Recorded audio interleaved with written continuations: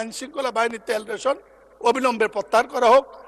Emergency বাহিনী যারা আছে, পুলিশ হোক, অ্যাম্বুলেন্স হোক, ফায়ার ব্রিগেড, এই জাতীয় যারা আছে, তাদের উপর থেকে এই যে এমবার্গোটা ছিল এটা সরিয়ে নেওয়া হয়েছে।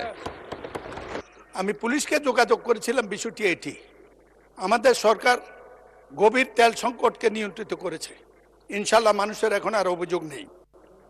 আর আমাদের উত্তর এই দিকের ওরাও বারবার দাঁড়ানোর সুযোগটা কিছু সীমিত হয়েছে, কিন্তু একটি ভুল বোধ হয়ে গেছে। সেটা হলো নিয়ন্ত্রণের ক্ষেত্রে পুলিশকে যখন জিজ্ঞেস করেছি, পুলিশ বলেছে আমাদের তেল সংকট আছে, ডিউটির পরিমাণ কমে গেছে, এত রাত্র পর্যন্ত থাকার সুযোগ নেই।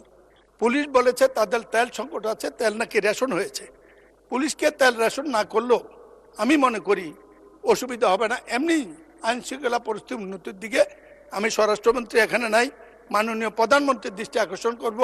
এই ব্যাপারটি পুলিশের তেল রেশন, আইন শৃঙ্খলা বাহিনীর তেল রেশন অবিলম্বে প্রত্যাহার করা হোক, নাইলে আইন শৃঙ্খলা সংকট সৃষ্টি হবে।